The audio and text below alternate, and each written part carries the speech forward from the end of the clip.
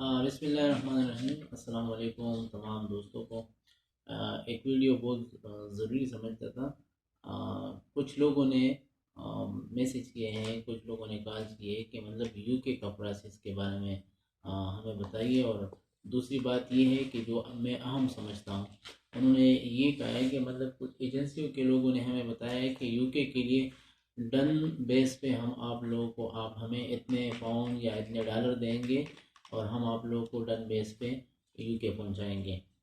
Specially जो professional लोग हैं, जितने भी डॉक्टर्स हैं, नर्सेज हैं, पैरामेडिक्स हैं, उन लोगों के लिए ये वीडियो है ताकि वो फ्रॉड से बच जाए, ताकि वो स्कैम से बच जाए। और सही तरीका उनको मैं बता दूं।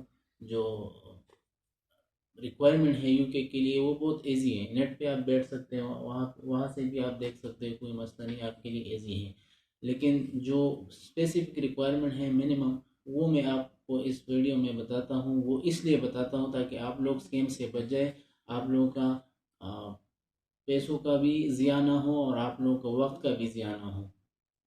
बाकी कोई अगर कोई आप लोगों को कहे कि डन बेस पे मैं इस तरह करता हूँ, आप लोगों को यूके पहुंचाता हूँ, ये आपको वीज़ा देंगे, इस तरह करेंगे, तो मुझे तो नहीं लग रहा है कि मतलब ये कोई मुस्तनद या कोई तस्दीक शुदा बात है।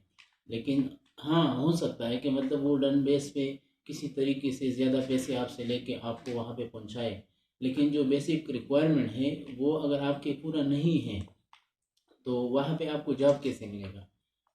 ज़ाहिरी बात है, आप वहाँ पहुँच के फिर किसी न किसी तरीके से कोई दूसरा जॉब ढूंढेंगे जो आपके बेसिक रिक्वायरमेंट के हिसाब से, जो आपका प्रोफेशनल जॉब है, वो आप नहीं कर सकोगे।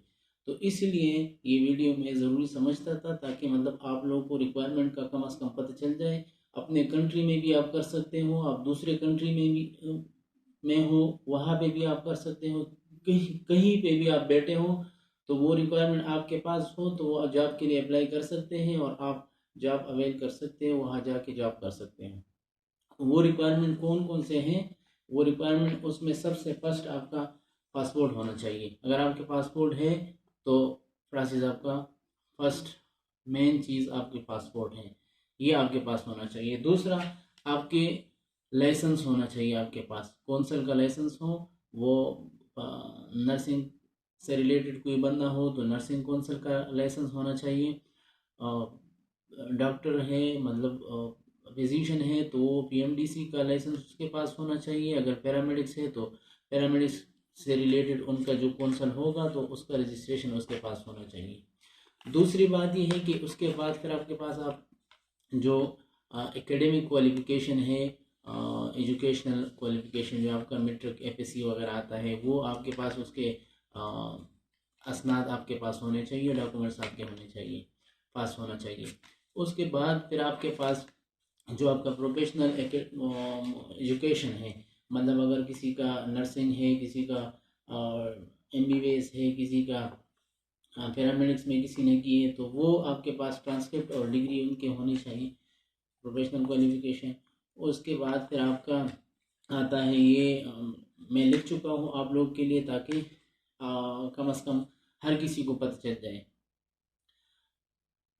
एक्सपीरियंस सर्टिफिकेट, ज़ाहिर बात है कि आप लाइसेंस दे तो लेते हो, उसके बाद फिर आपका जॉब आप करते हो अपने कंट्री में या दूसरी कंट्री में, तो उसके लिए आपके पास एक्सपीरियंस लाजमी है। तो यूके के लिए आपका एक्सपीरियंस होना ज़रूरी है। जो उसके बाद फिर जो आपका प्रोसेस आता है वो है सीबीटी। लोग सीबीटी एनएमसी, लोग बहुत सारे लोग उसको कंप्यूटर बेस्ड टेस्ट कहते हैं, लेकिन ये कंपिटेंस बेस्ड टेस्ट है।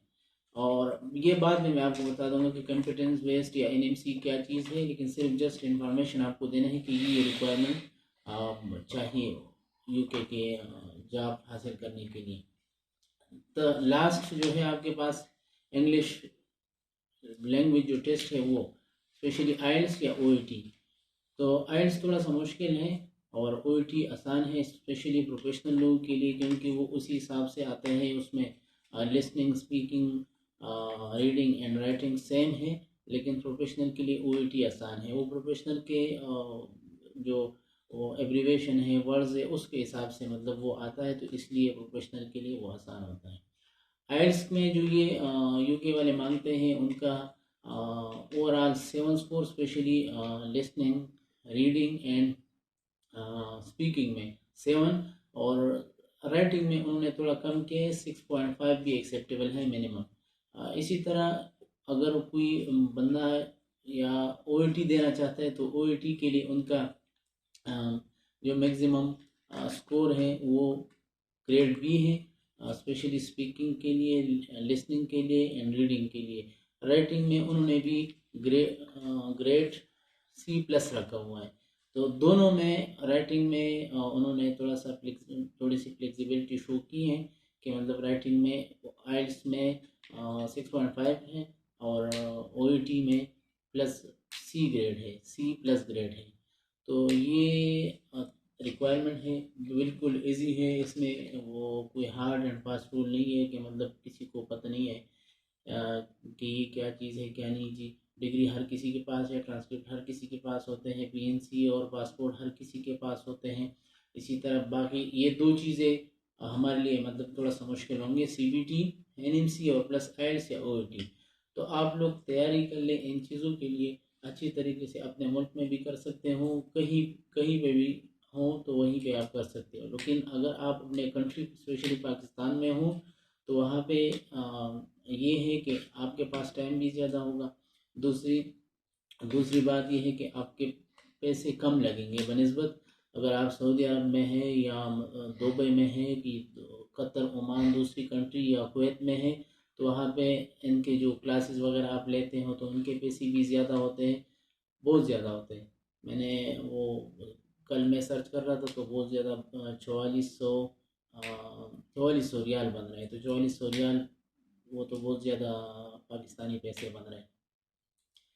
तो ये इंफॉर्मेशन मैं ज़रूरी समझता था, इसलिए ये वीडियो मैंने रिकॉर्ड की है।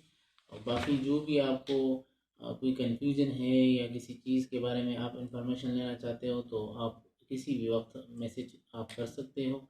अगर मेरी तरफ से रिप्लाई लेट हो तो उसके लिए माज़रत, क्योंकि खुद भी बहुत ज़्यादा बिज़ी होते हैं।